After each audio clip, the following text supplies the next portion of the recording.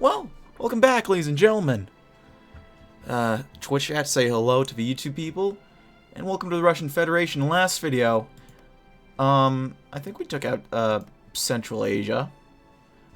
We're finishing coring it up at least. We might have taken over Karelia last video too. It all kind of blends together after a little bit. But what I do know is that we're doing some good stuff. You can't see. Mike McKed says hi. He says he knows he can't see you, but hi. So YouTube people, you can say hi to him too. You can be nice. You guys can do whatever you want. It's up to you all, isn't it?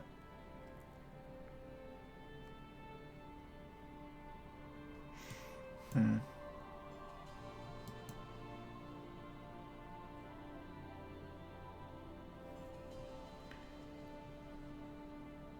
think let's go ahead and do cultural revitalization next. Although our sacred motherland has been reunited, many Russians, especially the younger generation, don't fully understand what it means to be Russian. Years of warlords and various ideologies ranging from war communism, Nazism, have damaged Russian psyche and spirit. Russia must reclaim its identity. Our history needs to be taught once more. Our customs and traditions reintroduced. Our songs played in the streets. We need to remember that Russia is more than just a place on the map. It's a people. You can tell. They mean it because they have the fancy colors in the text.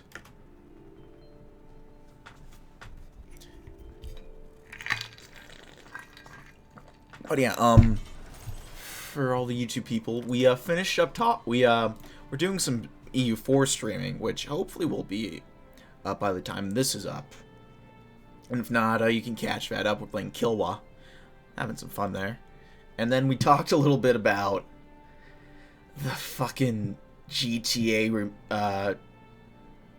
original trilogy definitive rematch, whatever the fuck you're supposed to call that.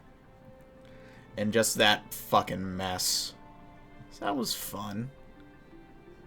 Let's do some of that.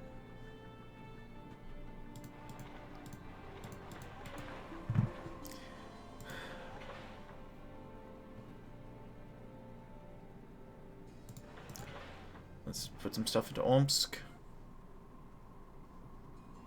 So, the devs had a little leak for Omsk today, and how they're reworking the, what was it? The Pavlov uprising, and I thought that was really cool to see. I mean, the TNO devs just gotta continue to make me really want Toolbox Theory, and also make me think it is never going to come out all at once. It's really impressive how they do that.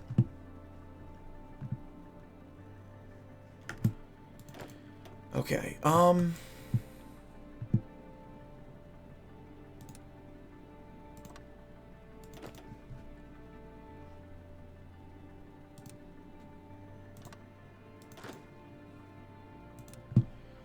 probably go and do this.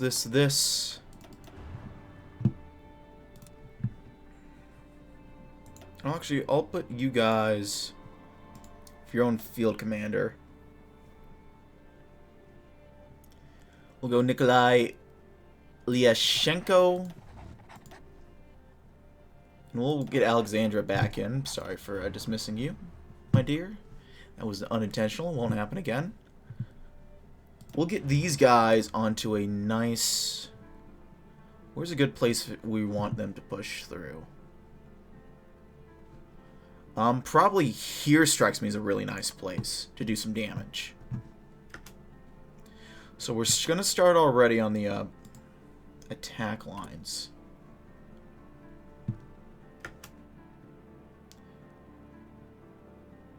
And I think I want one more full army of artillery.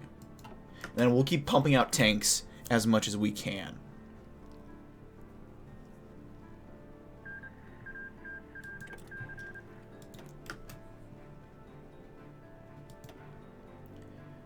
We didn't quite do enough in Iran. We'll improve stuff in the Duma. A minor effort.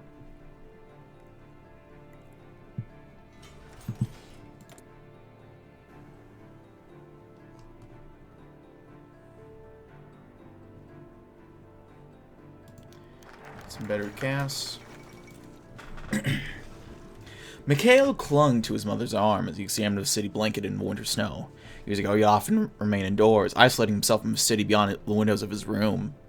He didn't have any friends, relatable. His only company were his parents and his collection of books. The views of anxiety he felt during those years dissipated when the Federation had finally liberated his home city. But today was a special day. He and his parents had been waiting in a line, and the young boy grew increasingly confused with each passing moment. He saw many other adults, whom all stood in pure excitement. After a few minutes, Mikhail had finally worked up the courage to ask his mother what they were doing here. "Today's a special day I hope you remember for the rest of your life," his mother replied. Before he knew it, they walked into the new theater named Perm's Firebird. Inside, countless tables scattered around with chairs and plates around. It was warm and bright as a young man with an odd triangle-shaped guitar was playing a tune his parents told him was Kalinka on the main stage. Soon enough, the trio sat down at the tables, and Mikhail began to read the menu. Most of the items were foreign to him, many words he didn't recognize. His parents and later the waiter helped explain each item to him. During the reading, his parents discussed the many foods from their childhood they missed, and... "Bleeny, what's that?" Mikhail asked. His parents stopped mid-sentence. For the briefest moment, he seemed in sadness before their smiles returned. "It was something that we both loved to eat before those swastika lovers tried taking everything away from us. But we're free now, and we can enjoy the food we miss so dearly," his mother explained. His mother explained a warm smile. Wait, what? Oh, they didn't proofread that one. And then you're going to be a brother. Cool.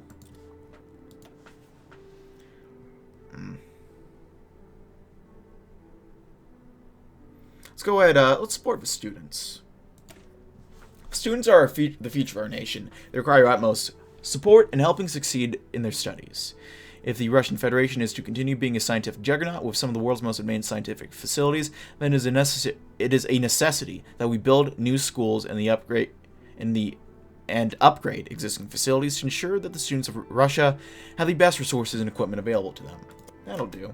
Increase our popularity and some other stuff. And we're doing pretty well on all of this, really.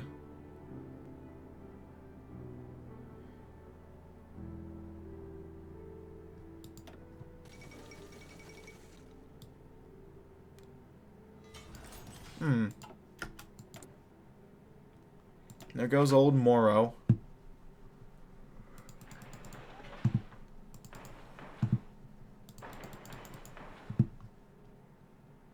Some more civvy factories going to build up our economy a bit. Let's do a lobbying effort as well. Did Italy go back to democratic? No, they're still fascist. Still weird seeing them in the faction, but that's... Yeah, what are you gonna do, you know? That's realpolitik, am I right? Maybe I'm not, I don't know.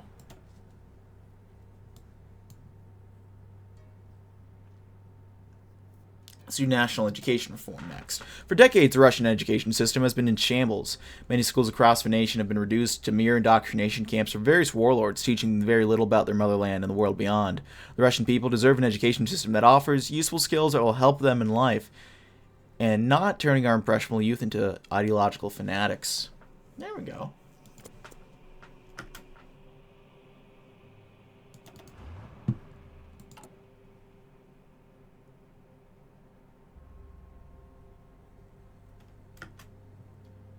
I think I'll just deploy those fellas.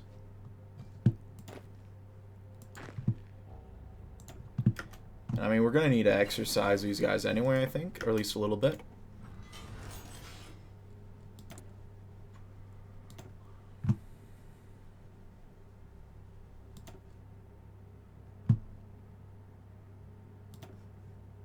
A few more military factories would be good. Let's build some stuff in Ufa. And then...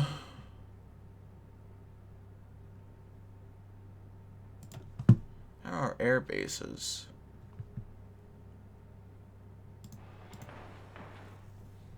Get some air bases up in there. Olenets has some air bases. That's going to be good. Maybe some in Stroma as well. Just for good measure. Let's get some engineers. And then...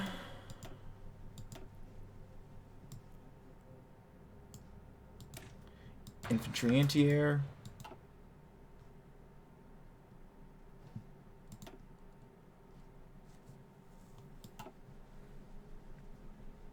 Just moving on. Reforming our education system, just having a grand old time. 80%. Ooh, Italy has nukes. A little ominous, but okay. Let's deploy these guys closer, actually. I just realized it's probably a good idea.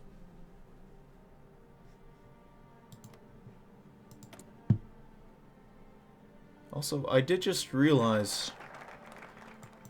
well, what are we gonna...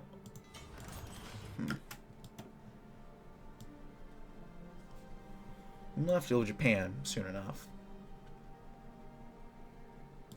Well, we deal with Japan before we end up...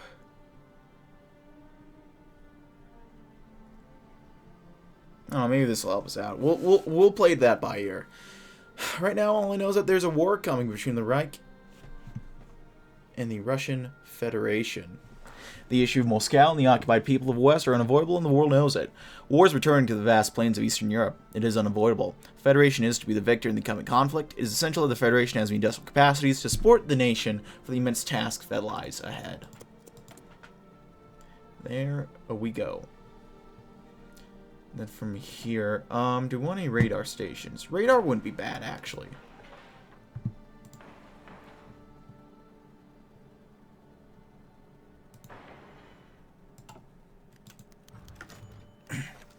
Natalie had tears in her eyes as she gazed upon the place she had dreamed of going to ever since 7th grade, Tomsk State University. Throughout her time in high school, she studied hard, hoping to one day be accepted into one of Russia's only surviving universities. Even with the fall of Tomsk and the integration of the CSR into the Federation, that did not deter Natalie from striving for her dreams. However, when she graduated high school and applied to the university, her heart shattered when she received a rejection letter. The Federation did not allow women to universities. Natalie had been relegated to work in a factory in the factory city of Novosibirsk, earning what she could just to get by. As the Federation united Siberia, it seemed pointless to expect change to come until election day, when everything changed. She remembered crying tears of joy when it was announced that her idol, the writer Vasily Shukshin, had finally dethroned Alexander Pokrishkin. When Russia finally united, change was quick to come. People were freer than ever before. The concerns of everyday workers were finally being answered. The corporations were being beat back. Women could vote once more. Let me see that template. Amy Storva. Hey. Nice to see both of you. Hold on, let me finish reading the event and I'll show you the templates that I got. Crap, where was I?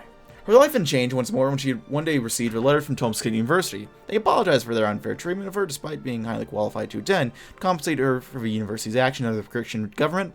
They'd offered her a chance to return to her home city of Tomsk and finally be able to attend the university in all of Russia. She smiled with glee as she took her first steps towards the university's administrative building, preparing for the brighter life that awaited her. Okay, I'll show off the templates. Infantry, a little basic, standard 7.2s. The motorized, I got this recommended to me by a friend of mine who was on my Discord. He said it worked very well for him. We got some more coming out as we go along. But yeah.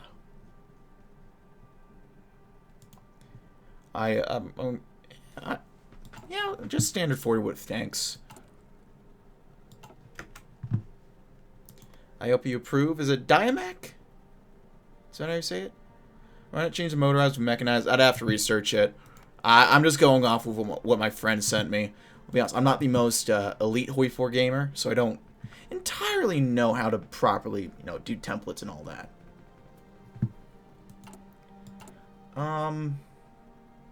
Mechanized wouldn't be too bad, actually. Though now that I think about it. Let's see, do I even have it researched, though? That's the thing. I mean, I have motorized.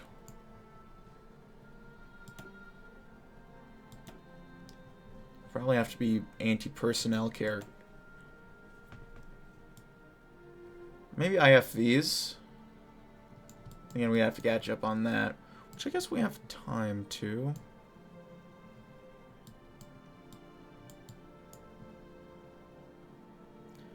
Although, I'll get working on my tanks first.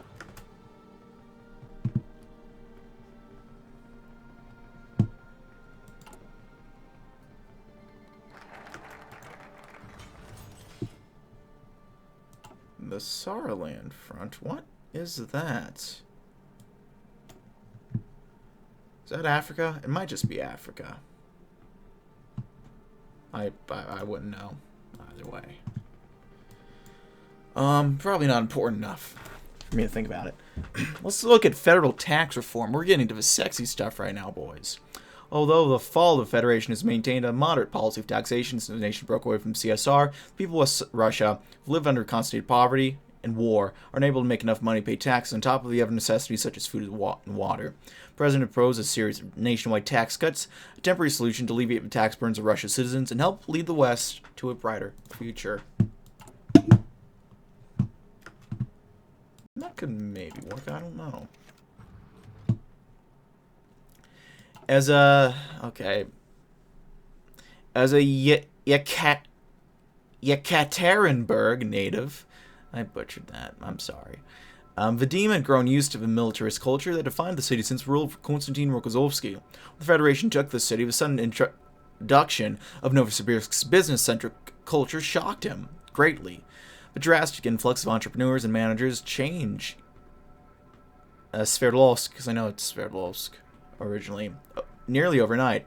Soon the local elections were held, and Boris Yeltsin was elected Oblast governor. They'd endured countless changes, but in recent weeks, change was marching on the rising again.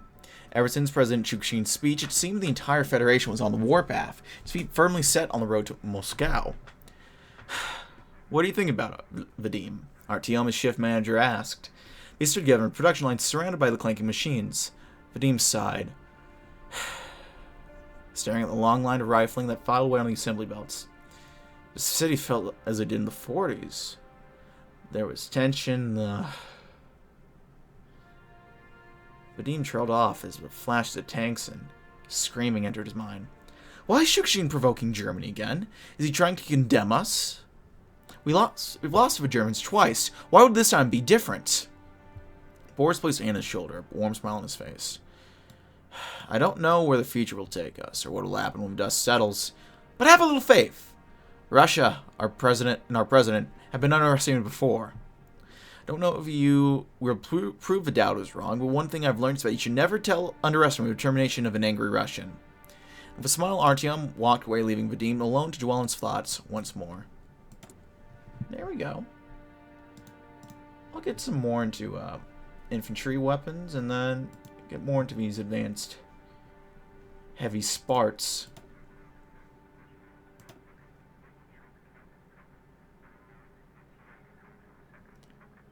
I'll give a speech. As long as I make sure the people love me, that's all that matters.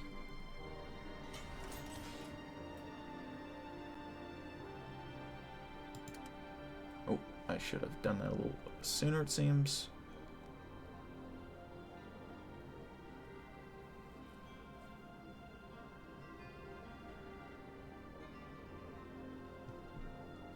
That was my mistake. I should have noticed that. Federal tax reform.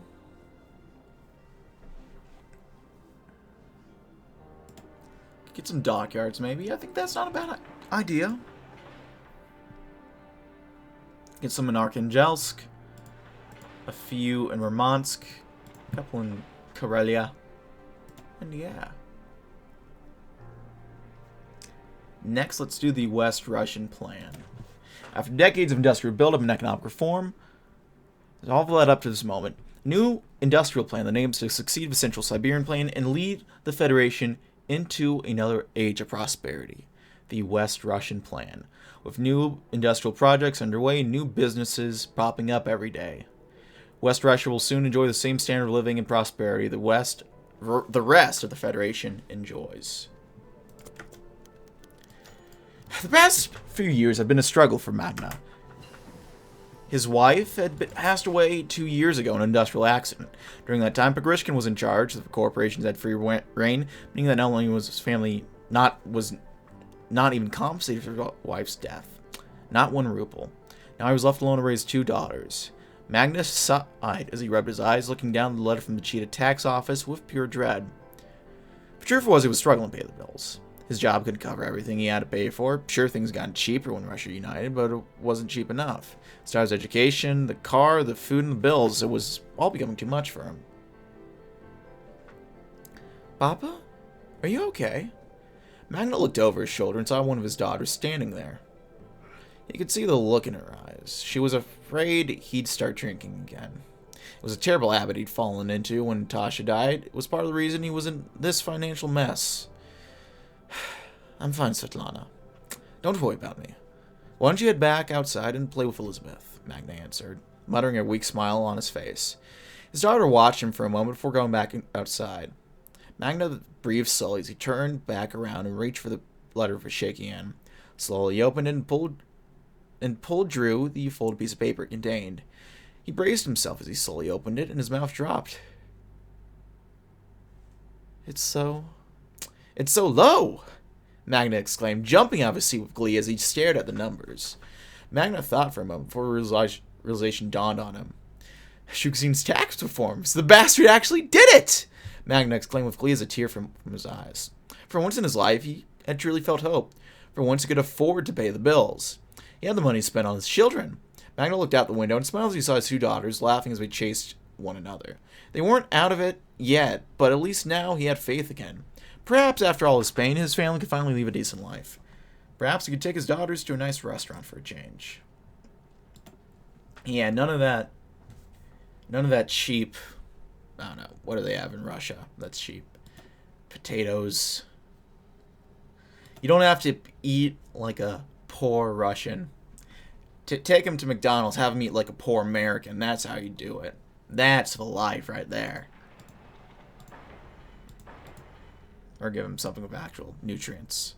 That might be nice too.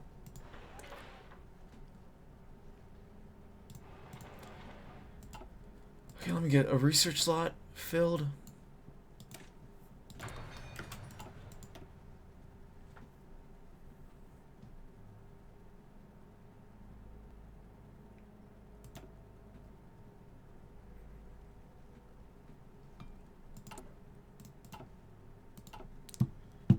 Keep working on the West Russian plan. Probably do the People's President next.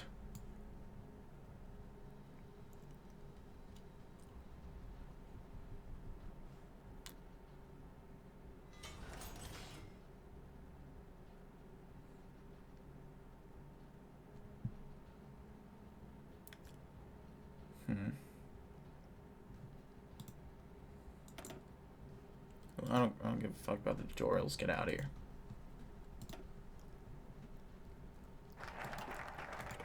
The West Russian plan. An old man walked quietly down the streets of his native Perm. He'd witnessed much in his life. The fall of a union, the collapse of the front, the downfall of Perm, and the rise of the Hitlerites under Wagner. For years he could only weep as he stared up on the ruined buildings to see the dreaded banner bearing the swastika flag flying over their heads. The old man kept to himself, avoiding the German worshippers as much as he could. After witnessing so much pain in his life, he thought he could never know happiness again. So when he heard the Federation had taken control of Perm and proclaimed the establishment of the Russian Federation for the first time since his childhood, the old man had truly been happy. He joined the crowds that flocked to the streets celebrating the reformation of the Russian nation. Things did get better as time went on. Development was occurring across Perm as a fear of the brother had faded into memory. It seemed like his native city was discovering itself once more. He had heard news that the president himself was visiting his home city, waiting to see just how much things had changed. The old man found himself in a crowd of people, all awaiting the arrival of the president, and soon enough a motorcade of black vehicles arrived and outstepped their beloved president. Waving to the crowds, the president approached, offering handshakes and exchanging words personally. Soon the president stood before him. The old man looked out in wonder as Shukhin extended his hand. The old man reached out, gladly taking the president's hand and shaking it vigorously. The old man looked up at the president, tears in his eyes and a smile on his face, as a man who saved Russia smiled back. As a handshake eventually broke, the old man uttered some words to the president before he would leave and address the people of the city. Thank you, President Shukshin.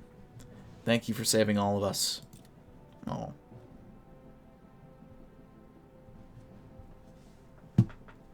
Let's go ahead and do...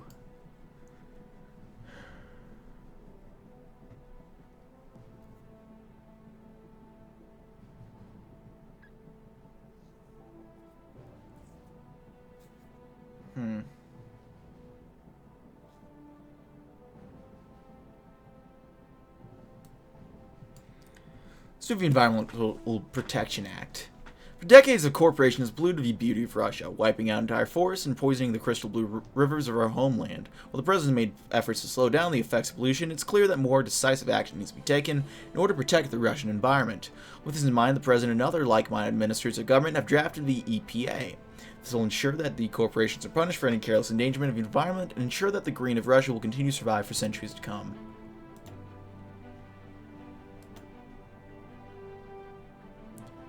Let's do a major lobbying effort. Why not?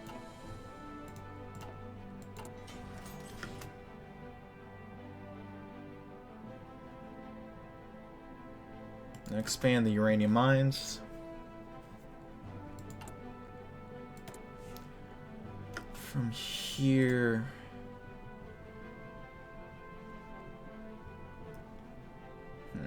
Ah, crap, my stomach's starting to hurt.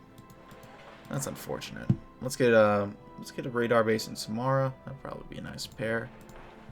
Same in Nizhny Novgorod.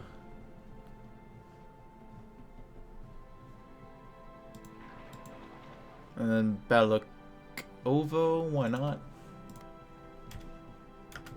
Why not get some stuff started there?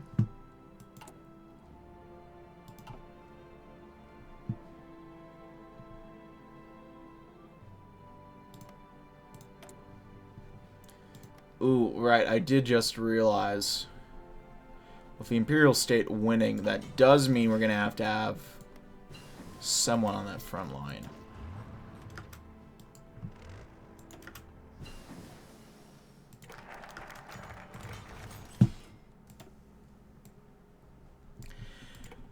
Your request to develop on the Katun River has been revoked. Governor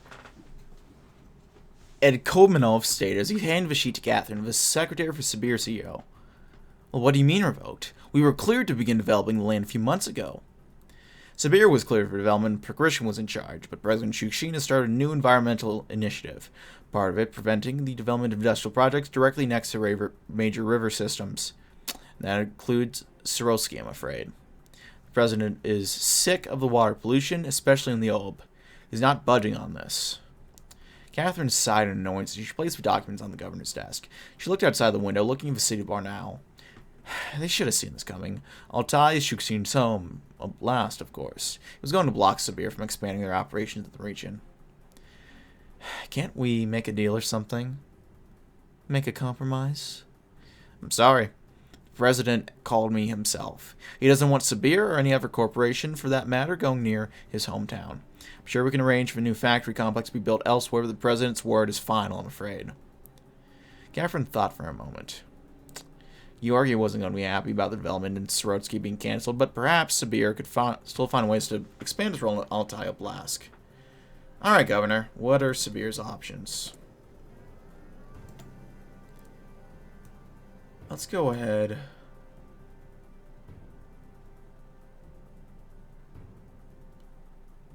Let's limit corporate influence. For too long, the megacorps on the Federation have reigned over the economy. Time has finally come to bring them to heal and loosen the death grip they have on this nation, restore them to the people. I like death grips. There will be much opposition to this drastic move, especially from Sibir and Phoenix, but the president has stated he's prepared to deal with the short-term consequences. It means the economy of the Federation can become truly free. Well, there we go.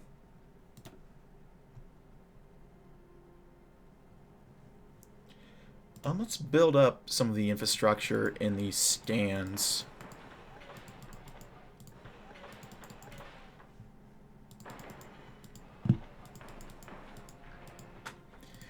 Because they could use a bit of development. And we got a lot of research slots we got to fill. And it's about time for me to cut it.